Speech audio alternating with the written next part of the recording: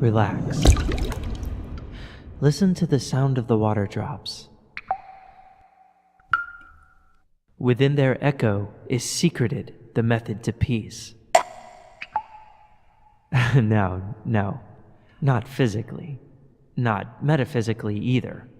Well, perhaps, but I don't refer to mysticism. I refer to the simple technique to achieve inner peace. Listen to the droplets.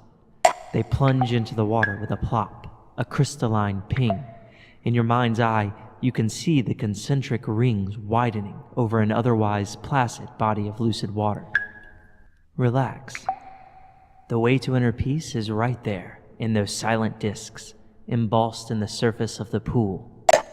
Your mind is calm. The vagaries of life in the form of these drops do interrupt your comfort. They try to throw your life's waters into tumult. Look, though, look. You do not fight it. You channel it. You wield it, and you create something beautiful, like these shapes running along the surface of the pool. I suppose it's been said simply enough before, and I leave you with these parting words. Learn to go with the flow, or life's troubled waters will unmake you.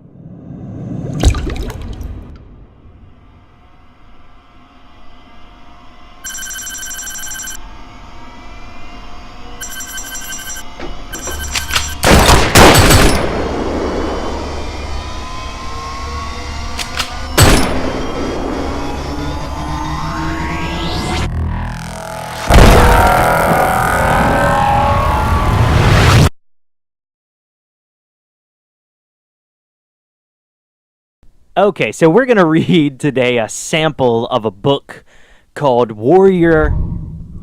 Either it's called Warriors or Warrior Cats. I've seen both names on Amazon here. It says Warriors #1 Into the Wild.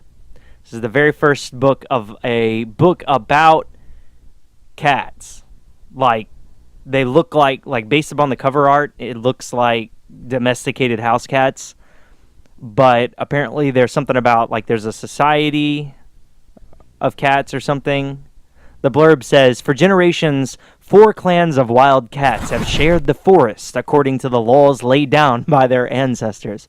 But the warrior code has been threatened, and the Thunder Clan cats are in grave danger. The Thunder Clan cats. The sinister Shadow Clan. Oh, gosh. It's like the Ninja Turtles. Grows stronger every day. Noble warriors are dying, and some deaths are more mysterious than others. Well, maybe they just got ran over by a car. It's pretty typical cat death. In the midst of this turmoil appears an ordinary house cat named Rusty, who may turn out to be the bravest warrior of them all. So it says that it's particular in indicating that Rusty is an ordinary house cat. So presumably the others are not. So I'm just going to read the prologue here. Prologue. And there's a picture of a cat luxuriating on some tall grass with his tail kind of curled up into a C shape. A half moon glowed on smooth granite boulders, turning them silver. The silence was broken only by the ripple of water from the swift black river and the whisper of trees in the forest beyond. There was a stirring in the shadows, and from all around, dark shape. I don't know how to pronounce the word. In fact, we are today going to discover how to pronounce this word. Lithe, because I always have dictionary.com open in case I need it. Okay, so apparently it's pronounced live. Not life, but live. I almost thought it was loth or lathe, based upon the pronunciation key on the page, because it's spelled Lahyth, but I guess Lah would normally be pronounced la. So, and then live. Okay. There was a stirring in the shadows, and from all around, I've actually forgotten how to pronounce it already. Continuing on, dark shapes crept stealthily over the rocks. Unsheathed claws glinted in the moonlight. Wary eyes flashed like amber. Yeah, sometimes I feel like you're being so stylistic that you stop being reasonable. Like, I hardly imagine that a cat's claws are going to glint in the moonlight. They're not metal. and they're very insubstantial in size as well, so it's not likely it would be visible even if they were. Though I guess it is the job of the writer, or if you were drawing, it'd be the job of the artist to draw your attention to things that would not be as noticeable in real life, but still it does strike me as a little contrived. And then, as if on a silent signal, the creatures leaped at each other, and suddenly the rocks were alive with wrestling, screeching cats. I like how it didn't try to be poetic there. It's just, yeah, there are a bunch of cats, and they're like screeching. At the center of the frenzy of fur and claws, a massive dark tabby pinned a bracken-colored Tom to the ground and drew up his head triumphantly. "Oakhart," the tabby growled, "how dare you hunt in our territory?" It ends with a question mark. How dare you is usually not actually a question, even though it starts with how. It's usually a statement. The Sunning Rocks belong to ThunderClan. Next person. How do you read a book without because when I'm reading it, I can see that someone else starts talking, but you can't actually see that that's happening. So it's going to sound to you like I'm reading the same character until it gets to the dialogue tag. So this doesn't seem very efficient, but we'll see how it works. The Sunning Rocks belong to ThunderClan. After tonight, Tiger Claw, this will be just another RiverClan hunting ground, the bracken-colored Tom spat back. A warning yowl came from the shore, shrill and anxious. "Look out! More RiverClan warriors are coming!" Tiger Claw turned to see sleek, wet body sliding out of the water below the rocks. That's kind of the grossest description I've ever heard of cats coming out of the water. The drenched RiverClan warriors bounded silently up the shore and hurled themselves into battle without even stopping to shake the water from their fur. Why is it necessary to indicate their silence if they're just rushing into battle? That seems like an unnecessary thing to note there. The dark tabby glared down at Oakhart. "You may swim like otters, but you and your warriors do not belong in this forest." How does them swimming like otters have anything to do with them belonging in the forest? Like, oh yeah, it was it's part of the test to get into the forest. But despite the fact that you passed that test of swimming like an otter, it's not enough. There are more tests necessary to pass in order to belong in this forest. He drew back his lips and showed his teeth as the cat struggled beneath him. The desperate scream of a ThunderClan she-cat rose above the clamor. A wiry RiverClan Tom had pinned the brown warrior flat on her belly. Now he lunged toward her neck with jaws still dripping from his swim across the river. Well, thank you for noting that. Tiger Claw heard the cry and let go of Oakhart. With a mighty leap, he knocked the enemy warrior away from the she-cat. "Quick, Mousefur, run!" he ordered before turning on the RiverClan Tom, who had threatened her. Mousefur scrambled to her paws. Jeez, this is kind of scrambled to her paws. It's kind of like very My Little Pony-y, where, scramble to her hooves. But I guess they're not feet, so fair. No, I mean, on cats, it's still feet. I mean, you could make an argument that horses' hooves, their feet are so different from humans in that they have hooves that, you say hooves. But with a cat, I mean, their paws they're still feet, okay? Wincing from a deep gash on her shoulder and raced away. Behind her, Tiger Claw spat with rage as the RiverClan Tom sliced open his nose. That sounds like Tiger Claw spat with rage as the RiverClan Tom sliced open his nose. Blood blinded him for an instant. I thought that it was an awkward sentence, like ambiguous, but it was not. I just I zoned out while I was reading it aloud. Yes, I could simultaneously read and speak out loud and zone out and have no idea what I read. I'm a multitasker that way. Blood blinded him for an instant, but he lunged forward regardless and sank his teeth into the hind leg of his enemy. Wait, hind leg? Why? How did he reach the hind leg? They're still fighting. There was no indication. Unless I zoned out again and the other one turned away from him, arrogantly, thinking that he could simply turn his back on his enemy, who has permanent weapons incidentally built into his body. then this doesn't that doesn't seem reasonable. The River Clan cat squealed and struggled free. Tiger Claw! The yowl came from a warrior with a tail as red as fox fur. Well, foxes are more orangish brown, so that's not a great simile. This is useless. There are too many River Clan warriors. No, Redtail. Thunder Clan will never be beaten. Tiger Claw yowled back, leaping to Redtail's side. This is the most melodramatic story. This is our territory. Blood was welling around his broad black muzzle, and he shook his head impatiently, scattering scarlet drops onto the rocks. Thunder Clan will honor your courage, Tiger Claw, but we cannot afford to lose any more of our warriors. Redtail urged. Blue Star would never expect our warriors to fight against these impossible odds. We will have another chance to avenge this defeat.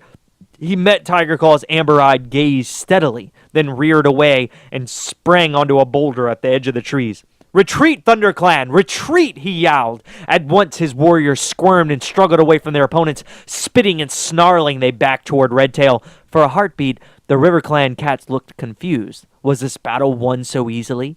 Then Oakheart yowled a jubilant cry. So this is clearly third-person omniscient. As soon as they heard him, the River Clan warriors raised their voices and joined their deputy in caterwauling their victory. Caterwaul, because that's usually a pejorative. But, I like it. Cat or wall. Redtail looked down at his warriors. With a flick of his tail, he gave the signal, and the Thunder Clan cats dived down the far side of the sunning rocks, then disappeared into the trees. Tiger Claw followed last. He hesitated at the edge of the forest, then glanced back at the blood-stained battlefield. His face was grim, his eyes furious slits. Then he leaped after his clan into the silent forest. So is that the prologue? No, there's more. Okay, so there's about a page left, so I'm going to go ahead and finish it because it's kind of entertaining in a what am I reading and how is this really popular on YouTube, and also the writing is mediocre, is average. In a deserted clearing, an old gray she-cat sat alone, staring up at the clear night sky. All around her, in the shadows, she could hear the breathing and stirrings of sleeping cats. A small tortoiseshell she-cat emerged from a dark corner, her pulse steps, quick and soundless. The gray cat dipped her head in greeting. "How is Mouse Fur?" she meowed. She meowed. What? So is it establishing that they're actually meowing this whole time, and that if I were, as a human, a bystander, listening and eavesdropping onto this conversation, I would just hear...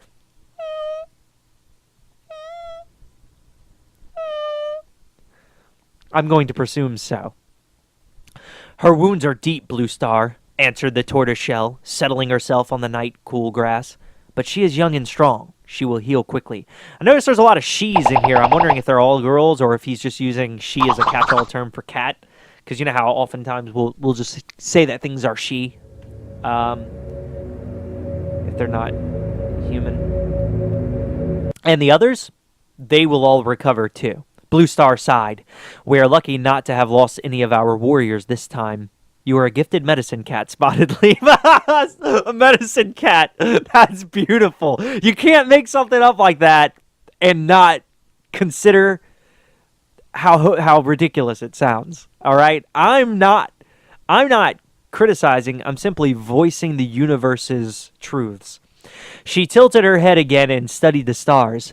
"I am deeply troubled by tonight's defeat." I'm doing kind of a bassy voice or baritone-y voice. I don't want to. Bassy sounds kind of arrogant, and my voice is definitely on the higher pitch end of the spectrum.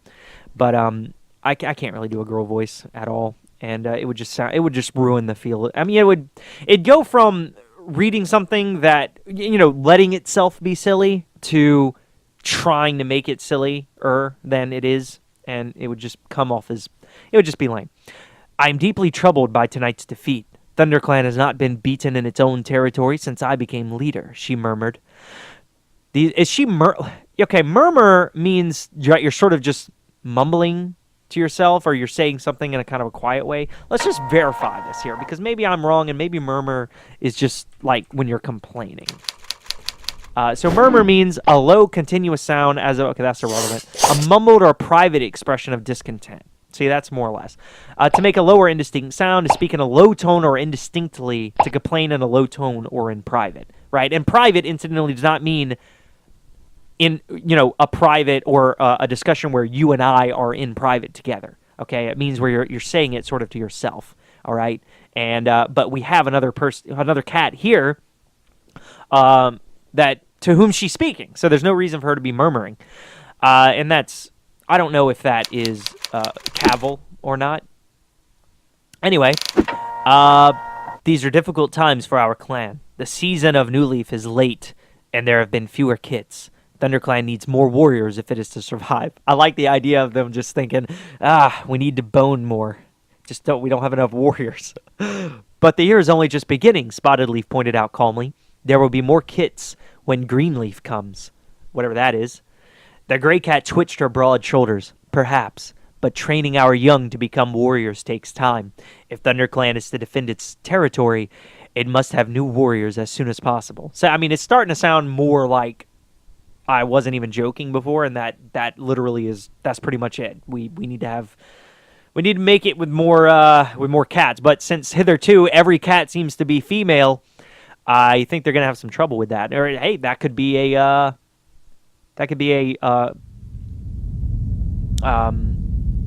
a conflict in the story. Why could I not recall the word conflict? You're all constantly hearing about how you need conflict if you're a writer and looking for writing advice. And I forgot the word, so there you go. That's probably a good analogy, right? That's analogous for my skill. Are you asking StarClan for answers? Meowed Spotted Leaf gently, following Blue Star's gaze and staring up at the swath of stars glittering in the sky. Okay, swath or swath or however you want to pronounce it, that's like a cut. That's like an empty space. So if he's looking at a swath of stars, it means negative space. It's a spot where there are no stars that's like in a line. A line that looks specifically like it was cut with a scythe, okay, or a sickle. That's an example of someone just liking the words, like he heard the word swath somewhere in a general context of what it meant, and he used that to make a conclusion about what it means, and then he's like, dang, I gotta use that word swath, so it sounds awesome. And then he does, and then a cheeky internet commentator like me calls you out on it. It is at times like this we need the words of ancient warriors to help us. Has StarClan spoken to you? Blue Star asked. Not for some moons, Blue Star. Suddenly, a shooting star blazed over the treetops. Spotted Leaf's tail twitched and the fur along her spine bristled. Blue Star's ears pricked, but she remained silent as Spotted Leaf continued to gaze upward. I gotta say that fur along her spine bristled. The reason I have a problem with that specific phrase is because she could have just, the author could have simply written Spotted Leaf bristled, right? Because if you bristle, it's kind of implied. Like, imagine a cat bristling, right? Are you somehow imagining it's all the fur going up, but not the fur along its spine? Or was there a reason? But let's say that he just wanted to very specifically say that only the fur on the spine bristled. Okay, why? Why are you need to add some explanation for why you felt that it was necessary to say that specific thing. Otherwise, you just added a bunch of words that offered me, the reader, nothing. I don't know why you said that. So it comes off a little odd, right? Like you're just telling me something strange. Because remember, this is not animation and it's not a movie, right? In a movie, you might be able to have that happen because it's very subtle, quick, and you can have other things happening simultaneously. It doesn't stop anything else from happening. But in a story, I had to basically stop everything I had to read that part, and while I was reading it, nothing else was happening. So I had to feel like I was getting something out of it, which I didn't. And even if what I would be getting out of it is something that's not directly related to the story, or not even directly related related to character development, it could be still something interesting to know. But in this case, I don't know if it's important or not. So it's actually left nebulous. So I have no opinion about it other than I read something that for no reason. Blue Star's ears pricked, but she remained silent as Spotted Leaf continued to gaze upward. After a few moments, Spotted Leaf lowered her head and turned to Blue Star. "It was a message from Star Clan," she murmured. A distant look came into her eyes. "Fire alone can save our clan." Wait, so did she just get a message from the shooting star? That was kind of nice. The narrator didn't specifically explain that, but I got it. So that was kind of cool. "Fire," Blue Star echoed, "but fire is feared by all clans. How can it save us?" Spotted Leaf shook her head. "I do not know," she admitted, "but this is the message Star Clan has chosen to share with me." The Thunder Clan leader fixed her clear blue eyes on the medicine cat. "You have never been wrong before, Spotted Leaf," she meowed. "If Star Clan has spoken, then it must be so. Fire will save our clan." Okay, that's a kind of an interesting idea. Wait a sec. And the main cat's name is Rusty, right? So it probably has like fiery orange fur or something. I wonder if it's this cat that will save him. Dang, I'm just looking at a preview here, but it gave me the entire prologue, and I just now checked, and it's also the entire first chapter, and the entire second chapter, and at least a little bit of the third chapter. So that's pretty. That's a lot of. That's good. When I love the idea of being able to read at least a whole entire chapter to know if I want to get into a story. Incidentally, this Warriors or Warrior Cat deal, it has a softcover ebook, a digital audiobook unabridged, and a hardcover format. These books are beloved at this point. Like they've transcended loved, right? And they are now the more poetic and emotionally, and poignant beloved, right? Like they're classics. They're not classics. I mean, they're classics, right? But look, you just heard what I read. That was not especially amazing. You know what? Maybe the problem is I'm not the target audience because I'm too old. And also, there's a lot of kind of tropes. It's fascinating how you can take an idea like this, which is the base concept. Someone says, "Okay, I have an idea." Okay, you're hanging with your friend, right? And let's say he fancies himself a bit of a writer, and he tells you, "Dude, I have this great idea for a story. Check it." And you're like, "Okay." And you're willing to listen because you don't yet know the insanity he's about to impart unto you, right? So in your blissful, naive ignorance, you say, "Okay, let's hear it." And he comes back at you with Warrior Cats. And you say to him, of course, "Well, it's already been done. It's called Thundercats." And he's like, "No. Not warrior anthropomorphic bipedal cats. I'm talking about cats." And then you say, "Who are warriors?" And he says, "Exactly." And you go, "You mean like giant, like big cats, like lions, tigers, and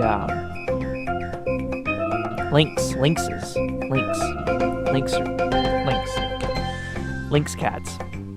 And and pumas, I think, is a thing. And he says, no. I'm talking about cats. And now for a moment, you think, is he referring to like the stage play? But you quickly dismiss that idea because he seems to really be trying to drive home that he's not talking about bipedal. And I've never seen the stage play. I'm presuming that there are cats, and I'm presuming also they're bipedal and like just costumes. But that may not be the case, so yeah. Now you tentatively test a posit, right? You say, "You mean like like domesticated cats? House cats, in fact, he replies. House cats. Warrior house cats. Who are like in clans and rivaling one another. So right away, you're like, okay, getting past the absurdity of that idea, it's kind of original. I've never heard of this specific thing before where it's like they're cats, but they're like, intelligent beyond... is there a word for intelligence that has reached a certain point? Like the point where you're not like... Even a dog or a dolphin, they're smart, but they're still, they don't have that... They probably don't ponder the significance of death or their existence, right? Once you're cognizant of your own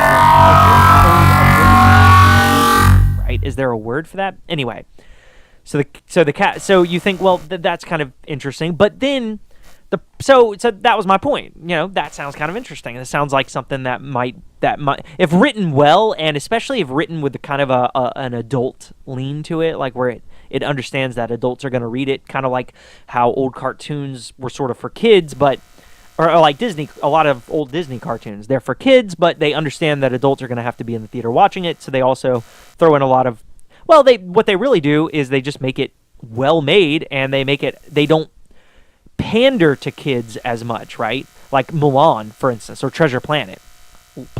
Plenty there for adults to enjoy. In fact, I would say it's primarily something adults, or at least mid to late teens, would appreciate. But it's but kids like, and the thing is, in my opinion, kids love watching quality animation and intelligent thoughts because they hear their parents talk all the time. So kids like to hear intelligent dialogue and smart people because their parents are. Though I know I'm sort of giving a lot of credit to the average parent. So anyway, but then it like the book just devolves like immediately into very just like childish, cartoony, like honestly, I'll be honest, this kind of to me reads almost like a like Nick Jr. stuff, right? With blood, but it's like Nick Jr. with blood. It's really feels really hokey and very how do I say, simplistic. It's just very simple and very mild, and you know what, not even Nick Jr. Let's say like My Little Pony, right? But kind of on the par with My Little Pony, right? My Little Pony works because it doesn't try to do certain things and it knows its audience and it knows what to do. But if My Little Pony tried to be this book, right, like more action oriented and serious, but it kept its same kind of for little girls feel, then it would probably fall flat as well. And not to mention the writing is kind of subpar. So anyway, that's my reading of the prologue of Warriors Into the Wild. If you liked it, feel free to buy it. I'm not sponsored at all, but obviously if you like it, you're going to buy it anyway, whether I say so or not. So, I might as well say something. I just have no idea what to say. So, okay, I'm going to end this now.